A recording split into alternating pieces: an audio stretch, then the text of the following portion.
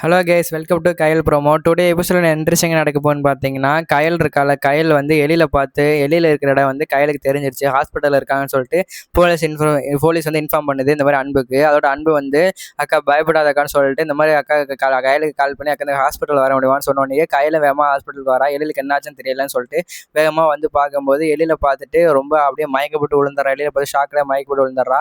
அன்பு வந்து அவங்க அக்காவை தூக்கிட்டு ஐயோ அக்கா என்னக்காச்சு என்னக்கா சொல்லிட்டு இருக்காங்க. இந்த வீடியோ ஃபுல்லாக பாருங்கள், என்ன நடந்துச்சு என்ன டீட்டெயில் எக்ஸ்பிளைன் பண்ணுறேன். நம்ம சேனலுக்கு நீங்கள் புதுசாக வந்திருந்தீங்கன்னா நம்ம சேனலை மறக்காமல் சப்ஸ்கிரைப் பண்ணி வச்சுங்க. மறக்காம பெல் ஐக்கனை கிளிக் பண்ணி வச்சுங்க. அப்போ நாங்கள் போகிற வீடியோஸ் எல்லாமே உங்களுக்கு உடனே வரும். வாங்க வீடியோக்களை போகலாம். எப்படின்னா, இந்த மாதிரி கயல் இருக்கால, கையில் வந்து எழிலோட அம்மாட்ட வந்து சண்டை போட்டுட்டு இருப்பா. எழிலோட அம்மா வந்து என் பையனை எப்படி காப்பாற்றுன்னு எனக்கு தெரியும், வெளியே போகணும்னு சொல்லிட்டு கழுத்தை பிடிச்சி வெளியே தள்ளி விட்டுட்டு இந்த வீட்டு பக்கம் வந்துடாதீங்கன்னு சொல்லி திட்டி அமைச்சு விட்டுருப்பா. அப்போ வந்து காமாட்சி அம்மா சொல்லியிருப்பாங்க, எழில் மாப்பிள்ளை எங்கே போயிருப்பான்னு தெரியலையே, இவங்க வீட்டுக்கும் வரலன்னா அப்போ எங்கே போயிருப்பாங்கன்னு சொல்லிட்டு ரொம்ப சேடான ஃபேஸ் வச்சுட்டு நேராக வீட்டுக்கு போயிருப்பாங்க.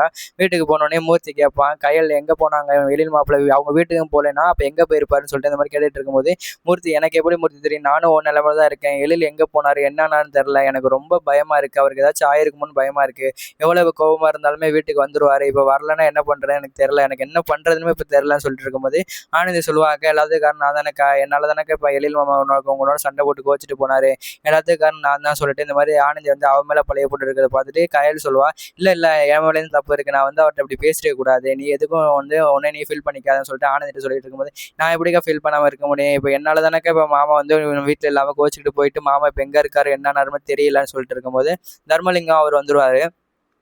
வரதை பார்த்துட்டு தர்மலிங்க பெரியப்பா வாங்க பெரியப்பா உள்ளே வாங்க பெரியப்பான்னு சொன்னோடனே உள்ளே வந்தோடனே ஆனந்திட்ட மன்னிப்பு கேட்பாரு. ஆனந்தினை மன்னிச்சிட ஆனந்தி, இந்த கௌஷிக் குடும்பம் இவ்வளோ கேடுகட்ட குடும்பம்னு தெரியாமல் நான் வந்து உனக்கு வந்து கல்யாணம் பண்ணி வைக்க இது பண்ணிட்டேன், எனக்கு மன்னிச்சிரு, இந்த மீனாட்சி வந்து சரியான கேடுகட்டலாம் இருந்திருக்கா, அது எனக்கு தெரியாது ஆனந்தி, என்னை மன்னிச்சிட்டு தயவு செய்து மன்னிச்சிருமான்னு சொல்லிட்டு இருக்கும்போது பெரியப்பா என்ன பெரிய பெரிய வார்த்தைலாம் சொல்லிட்டு இருக்கீங்க, நாங்கள் மட்டும் என்ன நினச்சோம், அந்த குடும்பம் நல்ல குடும்பம் தானே நினச்சோம், யாருக்குமே தெரியல, ஏன்னா அவங்க வந்து நல்லவங்க மாதிரி நம்மளை நடிச்சு ஏமாத்திட்டு வந்திருக்காங்க, அதனால தான் நம்மளுக்கு தெரியல, நல்ல வேலை எப்பயாச்சும் வந்து ஆனந்தியோட வாழ்க்கை தப்பிச்சுச்சேன்னு சொல்லிட்டு சந்தோஷப்படுவோம், இதை நினச்சி நம்ம வந்து ஃபீல் பண்ண வேணாம்னு சொல்லிட்டு இந்த மாதிரி சொல்லும்போது அனுட்ட போய் உனக்கு எதுவும் ஆகலைம்மா, ஒன்று சின்ன குழந்தைன்னு கூட பார்க்காம உன்னை வந்து ஒரு நைட்டு ஃபுல்லாக வச்சு சுற்றிட்டு இருந்திருக்காங்க பற்றியான்னு சொல்லிட்டு இந்த மாதிரி அனுட்ட வந்து சாரி கேட்க மாட்டாங்க. அனுட்ட வந்து இந்த மாதிரி விசாரிச்சுக்கிட்டு இருப்பாங்க. அனுபாப்பா உனக்கு எதுவும் ஆகலை அப்படின்னு சொல்லிட்டு எனக்கு ஒன்றும் இல்லைன்னு சொல்லிட்டு அனுபாப்பா சொல்லிக்கிட்டு இருப்பா. அதோட வந்து தர்மலிங்க பெரியப்பா வந்து மூர்த்தி வந்து உட்கார சொல்லுவான். சேர்ல உட்காருங்க பெரியப்பா, வந்து நின்றுக்கிட்டே இருக்கீங்க உட்காருங்கன்னு சொல்லிட்டு இந்த மாதிரி பேசிக்கிட்டு இருக்கும்போது தர்மலிங்க கேட்பாரு, கையல் மாப்பிள்ளை பற்றி ஏதாச்சும் தகவல் கிடச்சிச்சாமா, எங்கே போனார் என்னன்னு தெரியுமாமான்னு சொல்லிட்டு இருக்கும்போது இல்லை பெரியப்பா, அவரை தான் நாங்களும் தேடிக்கிட்டு இருக்கோம், எங்கே போனார் என்ன ஆனாருன்னு தெரியல, எனக்கு ரொம்ப பயமாக இருக்குது, அவருக்கு ஏதாச்சும் ஆயிருக்குமோன்னு எனக்கு ரொம்ப கவலையாக இருக்குது பெரியப்பா,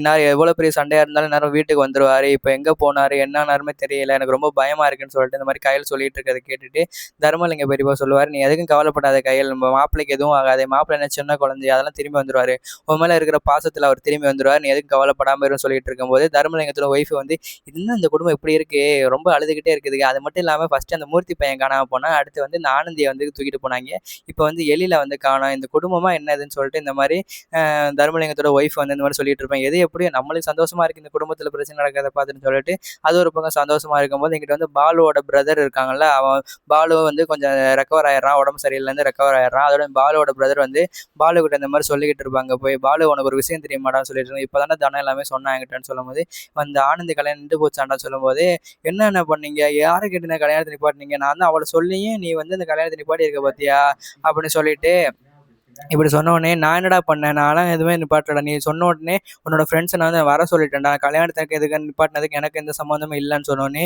என்ன விளையாடாத சொல்லும்போது உண்மையிலேடா இந்த கல்யாணம் வந்து தானே தான் நின்றுருக்கு, எல்லாம் கடவுளோட வேலை தான், அது மட்டும் இல்லாமல் உடனே ஆனந்தையும் சேர்த்து வைக்கிறதுக்கு கடவுளே முடிச்சு போகிறாருன்னு சொல்லும்போது என்ன சொல்கிற புரியலன்னு சொல்லும்போது நான் டீட்டெயிலாக சொல்கிறேன் நல்லா கேட்டுக்கோன்னு சொல்லிட்டு இந்த கௌஷிக் இருக்கால, கௌஷிக் வந்து ஆனந்திக்கு பார்த்த மாப்பிள்ள அவன் வந்து சரியான சைக்கோ வேண்டா, ஏற்கனவே ஒரு பொண்ணை வந்து கொண்டு இந்த மாதிரி அவள் வீட்டுக்கு வாசலில் பின்னாடி தோட்டத்தில் பறிச்சு வச்சுருந்துருக்கான், சரியான சைக்கோ கொலகாரன், அது உண்மைதான் தெரிஞ்சு கல்யாணம் நின்று போச்சு. அது மட்டும் இல்லாமல் ஆனந்தியை வந்து அவன் வந்து ஒரு நைட்டு ஃபுல்லாக கிட்னாப் பண்ணி வச்சுட்டு தாலி கட்டுறதுக்குலாம் அவன் ட்ரை பண்ணியிருக்கான், அனுபாப்பா வேற தூக்கிட்டு போயிருக்கான், சரியான பிரச்சனை ஆயிருக்கு அங்கே, நல்ல வேலை கடவுள் புண்ணியத்தில் அணுக்கும் ஆனந்திக்கு எதுவும் ஆகலை, நல்ல வேலை கடவுள் காப்பாற்றிட்டாரு அப்படின்னு சொல்லிட்டு இப்போ என்னென்ன அவன் அந்த கௌஷிக்கு சொல்லும்போது அவனை வந்து ஜெயிலில் பிடிச்சி போட்டாங்களாம் அப்படின்னு சொன்னோன்னே நல்ல வேலை ஜெயிலில் பிடிச்சி போட்டாங்க, என் கண்ணில் மட்டும் அவன் சிக்கியிருந்தான் அவனை வந்து நானே கொண்டுட்டு நான் ஜெயிலுக்கு போயிருப்பேன்னு சொல்லிட்டு மாதிரி பாலு சொன்னோன்னே விட்றா பாலு பற்றியா கடவுளே முடிச்சு போடுறாரு உனக்கு ஆனந்திக்கும் சொல்லிட்டு இருக்கும்போது சரி விடுங்க நான் என்ன பண்ணுறதுன்னு சொல்லிட்டு இந்த மாதிரி சொல்லிட்டு இருக்கும்போது, "ஏய் பாலு பாலு இன்னொரு விஷயத்த சொல்ல மறந்துட்டேன்டான்னு" சொல்லிட்டு இருக்கோம். என்னன்னு சொல்லும்போது, இந்த மாதிரி பாலுவோட பிரதர் சொல்றாங்க, உன்ட்ட வந்து அடிக்கடி ஒருத்தர் பிரச்சனை பண்ணிட்டே இருப்பான்ல." "ஆமா யார் அவன் வேற யாரும் இல்லடா. இப்பதான் தனம் என்கிட்ட சொன்னான்.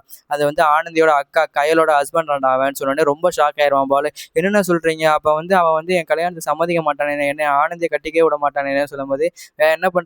மூர்த்தியும் இருக்கான், அந்த எழில் பையனும் இருக்கான். அவங்க 2 பேரையும் மீறி எப்படி நீ வந்து தாலி கட்ட போறேன்னு தெரியலடான்னு சொல்லிருவான். இருந்தாலும் கவலைப்படாத, அந்த அண்ணன் இருக்கேன். நான் எப்படியாச்சும் வந்து அவங்க 2 பேரையும் மீறி உன்னையும் ஆனந்தையும் சேர்த்து வச்சுருவேன்டா. அண்ணன் இருக்க வரைக்கும் நீ பயப்படாதடான்னு சொல்லிட்டு இருக்கும்போது, சரி விடுங்கண்ணான்னு சொல்லிட்டு இருக்கும்போது, அப்புறம் வந்து இந்த எழில் பையன் இருக்கான்ல, எழில வந்து உன்னோட ஃப்ரெண்ட்ஸ் வந்து ரோட்டோரமா அடிச்சு கை கால முறிச்சு போட்டேன்னு சொல்லிட்டு எனக்கு கால் பண்ணி சொன்னாங்கடா. சொன்னோனே பாலு ரொம்ப ஷாக் ஆயிருவான். என்னண்ணா சொல்ற? அப்படின்னு சொல்லும்போது, ஆமாடா என்ட்ட இப்பதான் கால் பண்ணி சொன்னாய்ங்க. நேத்து வந்து பார்த்துருக்காங்க நைட்டு போல. பார்த்த உடனேயும் நீ ஏற்கனவே போதையில வந்து உளறியிருப்ப போல. இந்த மாரி அவன பார்த்தீங்கன்னா அடிச்சு போடுங்கன்னு சொல்லியிருப்ப போல. அந்த வெறியில வந்து உன்னோட ஃப்ரெண்ட்ஸ வந்து அவன் கை கால முறிச்சு போட்டாய்ங்க. அவன் வந்து சாகுற கண்டிஷன்ல கூட இருக்கலாம்னு சொல்லிட்டு கால் பண்ணி சொன்னாய்ங்க. பாலுக்காக நாங்க வந்து கொலை கூட பண்ணுவோம்னு சொன்னாங்கடா. இப்ப என்ன பண்றதுன்னு தெரியல. இந்த விஷயம் மட்டும் ஆனந்திக்கு தெரியாம பார்த்துக்கோ அப்படின்னு சொல்லும்போது, எப்படி எனக்கு தெரியாம இருக்கும்? இந்த விஷயம் எப்படியும் அவன் கண் முழிச்சானா கண்டிப்பா சொல்லிருவானே ஆனந்திகிட்ட. எனக்கு ஆனந்திக்கு இருக்கிற இதுவும் இதோட முடிஞ்சுச்சுண்ணே.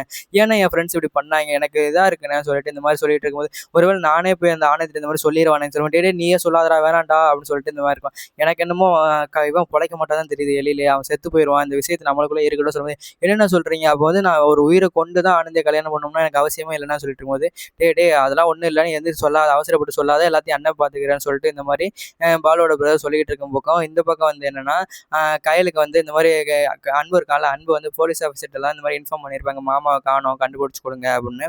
அதே மாதிரி ஒரு நியூஸ் வருது அன்புக்கு. அன்பு ஒரு ஹாஸ்பிட்டல் வர முடியுமா அன்புன்னு சொல்லும்போது, "என்ன சார் ஆச்சு?" சொல்லாம, "நீங்க மட்டும் வாங்க அன்பு. அக்காலாம் வர வேணாம். நீங்க மட்டும் வாங்க" அப்படின்னு சொன்னோனயே, அன்பு மட்டும் வேகமா போறான். "என்ன சார் அர்ஜென்ட்டா கூப்பிட்டீங்கன்னு?" சொல்லும்போது, "இது உங்க மாமாவான்னு கொஞ்சம் பாருங்களேன்னு" சொல்லும்போது, "ஆமா எங்க மாமா தான்" சொல்லிட்டு அன்பு ரொம்ப ஷாக் ஆயிருவான். "அன்பு நீங்க வந்து ஷாக் ஆகக்கூடாது. நீங்க தான் எப்படியாச்சும் அக்காவ கன்வின்ஸ் பண்ணி இங்க வர வைக்கணும். ஏன்னா, நீங்களே ஒரு போலீஸ் ஆஃபீஸரா இருந்துட்டு நீங்களா இது பண்ணலாமா?" சொல்லிட்டு, "நீங்க தான் ஆறுதல் சொல்லணும்." அப்படி யாருன்னு தெரியல. ஏதோ 5 பேர் சேர்ந்து உங்க மாமாவ வந்து ரோட்டோரமா அடிச்சு போட்டு போயிருக்காங்கன்னு சொன்னோனயே, "சார் அது யாரா இருந்தாலும் நம்ம கண்டுபிடிச்சு அவங்கள முட்டிக்கு முட்டி தட்டி உள்ள வைக்கணும் சார்." "கண்டிப்பா பண்ணிருவோம். அந்த 5 பேருக்கு வந்து அவ்வளோதான் இந்த மாதிரி கதைய முடிச்சிடும். எவ்வளோ தைரியம் இருந்தா போலீஸ்காரன் குடும்பம் மேலே கை வைப்பாய்ங்க. அவங்கள நான் சும்மா விட மாட்டேன் அன்பு. நீ எதுக்கும் கவலைப்படாத." அது மட்டும் இல்லாம எவ்வளோ தைரியம் அவங்களுக்கு வரும். எப்படின்னா நைட் நேரத்தில இந்த மாதிரி சேஃப் இல்லாத இவருக்கே சேஃப் இல்லைன்னா, அப்ப நெறைய பேருக்கு சேஃப் இல்லாம தானே பொண்ணுங்களுக்கும் சேஃப் இல்லாம தானே இருக்கும். அதனால வந்து நீ வந்து அக்காவ கூப்பிட்டு வர சொல்லு. நான் பார்த்துக்கிறேன்னு சொன்னோனே, கயலுக்கு கால் பண்ணி அன்பு வர வச்சோன்னயே, அண்ட் கயல் வந்து என்ன ஆச்சு அன்புன்னு சொல்லிட்டு வேகமா வந்து பார்த்த அடுத்த செகண்டே மயக்கப்பட்டு விழுந்துருவா. எப்படின்னா அப்படியே எழில பார்த்த அடுத்த செகண்டே மயக்கப்பட்டு விழுந்துருவா. எழில்னு சொல்லிட்டு மயக்கப்பட்டு விழுந்தோனே, கையில வந்து எல்லாரும் தூக்கி வந்து தண்ணீய தெளிச்சு எழுப்பிட்டு இருக்காங்க. எழுப்பி "என்னாச்சு கையில? என்னாச்சு கையிலன்னு?" சொல்லும்போது, எழிலுக்கு என்னாச்சு? எழிலுக்கு என்னாச்சு?" சொல்லி அழுதுகிட்டு இருக்கா. "ஒண்ணும் இல்லக்கா, பதறாதக்கா, பதறாதக்கான்னு" சொல்லிட்டு இந்த மாரி ஆறுதல் சொல்லிட்டு இருக்காங்க எல்லாருமே. அப்ப டாக்டர் வந்து சொல்றாங்க, "யார் நீங்க? எதுக்கு கத்திக்கிட்டு இருக்கீங்கன்னு?" சொல்லும்போது, "நான் அவரோட ஒய்ஃப்னு" சொன்னோனே, "அப்படியா?" சொல்லிட்டு, "கொஞ்சம் அமைதியா இருங்க. ஒரு எலும்பு கால்ல எலும்பு போயிடுச்சு. தலையில அடிபட்டு பிளட் லாஸ் ஆயிருக்கு. நாங்க இப்ப ட்ரீட்மெண்ட் பண்ணிக்கிட்டு இருக்கோம். எதா இருந்தாலும் ட்ரீட்மெண்ட் முடிஞ்சதுக்கப்புறம் சொல்றோம். கொஞ்சம் வெயிட் பண்ணுங்கன்னு" சொல்லிட்டு இது மாரி ஒரு குண்ட தூக்கி போட்டு டாக்டர் போயிடுறாரு. அத பார்த்துட்டு வந்து கயல் ரொம்ப அழுக ஆரம்பிச்சாரு. அதில இந்த எபிசோட முடிச்சிடுறாங்க. இந்த வீடியோ பிடிச்சிருந்தா லைக் பண்ணுங்க, கமெண்ட் பண்ணுங்க. மறக்காம நம்ம சேனல சப்ஸ்கிரைப் பண்ணி வச்சுங்க. இந்த மாரி நெக்ஸ்ட் வீடியோல பார்க்கலாம். Tata bye bye. See you.